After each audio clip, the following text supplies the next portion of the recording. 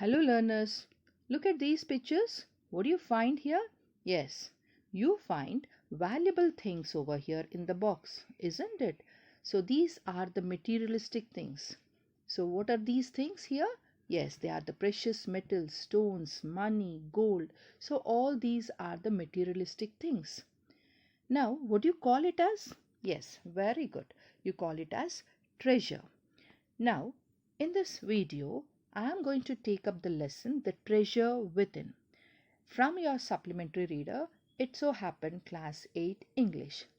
See children, now we are familiar with the word treasure, right? Then what is the treasure within? Think about it. Yes, you are right.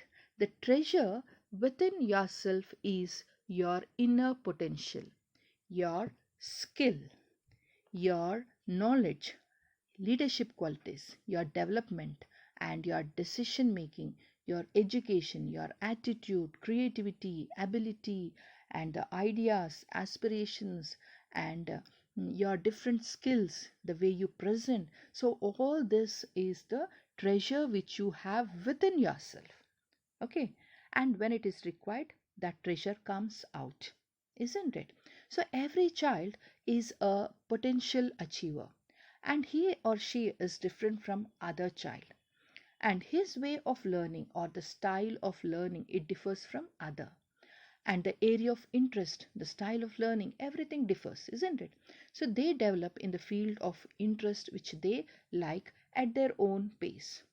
So now this particular lesson, The Treasure Within, is an interview based on the conversation between Miss Bela Raja and Mr. Huffy's contractor. So Miss Bela Raja, she asks him a question. She is going to interview him, and we'll see how Mr. Hafiz is going to answer. Right? Now we will know about Miss Bela Raja.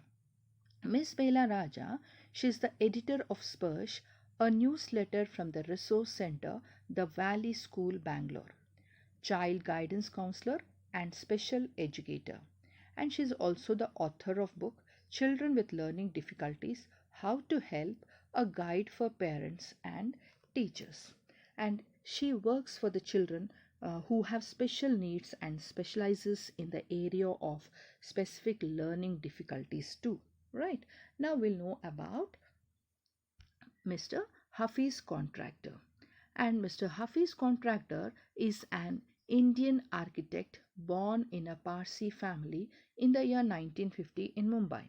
He got his graduate diploma in architecture in the year 1975 from the University of Mumbai, followed by bachelor's degree from the Academy of Architecture in Mumbai and master's degree in architecture from Columbia University, New York on a Tata scholarship. Right. Now, he set up his own architectural firm in the year 1983 with a staff of two, and today his firm has grown to one of the largest architectural firms in India with around 500 employees. And he was awarded the Padma Bhushan in January in the year 1916 by the government of India. And he is the man who draws India, right? So now here you can see him. His all these are his projects. He has designed so many projects, and these are the major projects are SDB Mysore, One India Bull Center, the Manipal University Jaipur, then Mangal City Mall, that is in Indore, Infosys GEC, Discovery Officer. So all this he has designed. He has designed even cricket stadium, educational institutions, majestic airports, terminals with modernistic approach. So all this he has designed. He's a famous architecture, right? Now let us move on to the lesson, The Treasure Within. Huffy's contractor was an unhappy schoolboy. He loved doing things but detested mechanical learning. Detested means hated. Mathematics gave him the shivers. So gave him the shivers means make someone fearful. What his principal once said to him influenced him deeply. Influenced means affected. So these are the main parts in part 1. In today's video, we are going to deal with part 1. So these are the main things which we are going to discuss. So in the schooling, he was very unhappy boy, and he loved doing things, but he did not like rote memory. Okay, he hated mechanical learning, and also he was very much afraid of this mathematics. And once his principal has said something, and that has influenced him a lot. Influenced means affected. So that whatever the principal has said, that has turned his life. Right. Now, now we'll move on to the next. So here in the lesson, children, you have HC and BR. So HC refers to the Huffy's contractor, and BR refers to Miss Bela Raja. Right. So here you can see their dialogues. The first. Now let's start reading it. I used to have this terrible nightmare. Only now, over the last 4 to 5 years, it seems to have disappeared. What nightmare are you talking about? And why do you think it has disappeared now? So here nightmare means haunting fear, the frightening dream which people get it, right? So here Hafiz says that he used to get terrible or horrible dreams, but they disappeared over the last 4 to 5 years. And Miss Bela Raja, she asks, why did the nightmares disappear, right? I used to get continuous nightmares about appearing for a max examination where I did not know anything. Now the psych must have gotten over it. So here psych refers to the mind or mentality. Gotten over means won over. I don't have to think about education, and there is absolutely no time to get nightmares. Tell us something about your earliest memories in school. So here, actually, Hafiz he got nightmares about mathematics examinations, as he was scared of mathematics subject. He often saw dreams of appearing in the max examination, not knowing anything. Now his mind has won over it, and he needn't have to think about it. And Miss Bela Raja is interviewing Hafiz, and she asks him to tell about his earliest memories in school. So now let us see the memories which Hafiz is going to tell us. In the first and second year, I was a good student. After I reached the third standard, I simply lost interest and I never studied. I used to be interested in games, running around, playing jokes, and pranks on others. Pranks means to make practical jokes on others. I would copy in class during exam times. I would try to get hold of the examination paper that had been prepared and study it, as I could not remember things that had been taught to me in class. However, later, one sentence spoken to me by my principal changed my life. When I approached my 11th standard, the principal called me and said, "Look here, son, I have been seeing you from day one. You are a good student, but you never studied. I have taken care of you till today. Now I can no longer take care of you, so you do it yourself." So here, Hafiz, he was very good in studies in school, that is in the first and second year. And but when he was in third standard, he lost his interest in studies and he never studied. He was always interested in games, running around, playing jokes and pranks on others, and he never used to remember what teachers taught, and always he copied during exam times. So Hafiz says that his principal spoke to him. He said one sentence that changed his life. When Hafiz was in 11th class, the principal sir he called him to give a piece of advice. The principal told him that he is a good student though he never studied. And he also told him that till now he had taken care of him, and now it's he who has to take care of himself. He urged him to study. Right? He talked to me for 5 minutes. You don't have your father. Your mother has worked so hard to bring you up and paid all your fees all these years, but you have only played games. Now you should rise to the occasion and study. So, rise to the occasion refers to perform better than usual in special situation and or to prove oneself. I used to be a very good sportsman. I had been the senior champion for so many years, and I also was the cricket captain. I used to play every game, but that year I did not step out onto the field. I would go for prayers, and all I would do was eat and study. I normally used to copy and pass, but I realized that once I was in SSC, I could not do that. So here, the principal he told to Hafiz, for he spoke to him for 5 minutes, that your mother worked hard to bring you up, and she paid fees all these years, as Hafiz is not having father, right? And he also says that you have to perform better now and study well. So Hafiz, after listening to the principal sir's advice, he did not step out onto the field. Even though he was a very good sportsman, a senior champion for so many years, played every game, and also he was the captain of the cricket team. He prayed a lot. All he did was he ate and studied. In schooling, he copied and passed.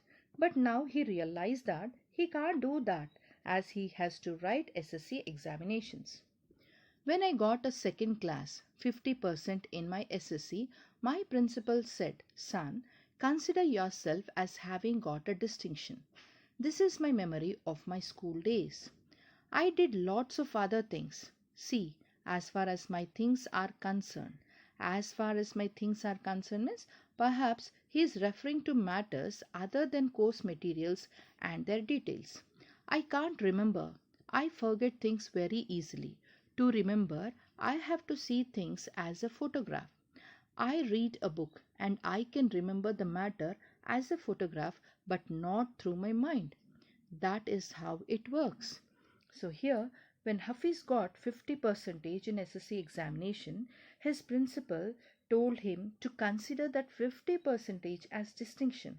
And that was his memorable moment in school days. And Hafiz can't generally remember things. What he remember, that he does in a special way. In order to remember the things, he sees them as a photograph. Whatever he studies, that he remembers in the form of a photograph. He doesn't remember them though through his mind. So whatever he wanted to remember, that he forms an image or a photograph in his mind. So that is how it works out for him.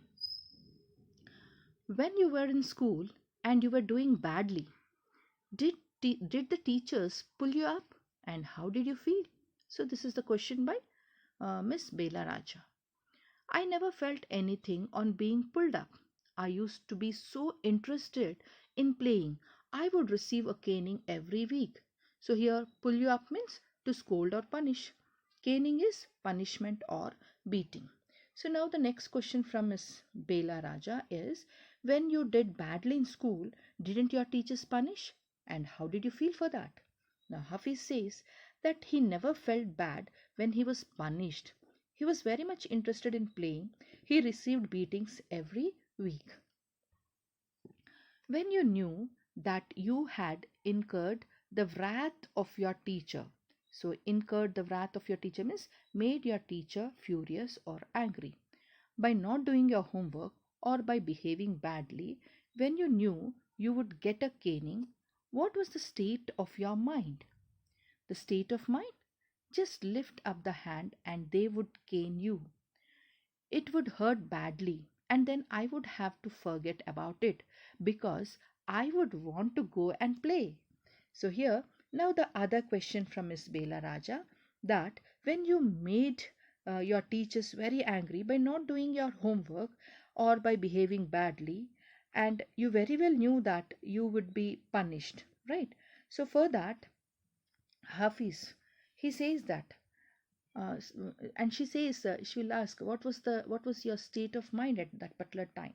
So Hafiz says that he just used to lift his hand to get the beatings, and then he forgot about it, and still he wanted to go out and play. So that is what he had in his mind. So only to play. You never felt insecure or threatened? I was just interested in playing and nothing else. I was most interested in funny pranks. One day I did not want to study, so I created a distraction. Distraction is something amusing and pleasurable. For one whole hour, we played chore police. So you know this chore police, no? This is a children's game. Every Saturday, we were allowed to go into the town to see a movie. So, what I would do was to have no lunch and collect money from 40 to 50 students and run and buy the tickets. On my way back, I would eat to my heart's content. So, eat to my heart's content means eat as much as I wanted or eat my fill. I used to be the leader of the gang. We would have gang fights and plan strategies. Strategies means methods of winning fights. These things used to interest me more than any academics. Students used to book my textbooks for the following year because they were almost brand new. I probably opened them one day before exams. So here academics refers to the academics or that is the educational matters, that is the books, discussion, debates, etc. All this come under academics, right? So here mm, Miss Bala Raja, she asks Hafiz that didn't you feel insecure or threatened? Okay, so then for that Hafiz says that he was very much interested in playing, and also he was very much interested in funny pranks. He played chore police for whole 1 hour, and also he created distraction in the classroom. Without having lunch, he used to collect money for movie tickets, as every Saturday they all used to go out for a movie. So he used to collect money from the students, and then he used, without having the lunch, he used to go out for the movie to purchase the tickets. Okay, and he was the gang leader, and he had gang fights and planned strategies, and he had enjoyed his interest, or whatever the interest which he had is only in playing, and he did not indulge in the in learning the things, that is in academics. And his juniors, they used to book his books. So what is this book his books means? So they used to ask him first, only they used to ask, I need your books. So why? Because they were very brand new.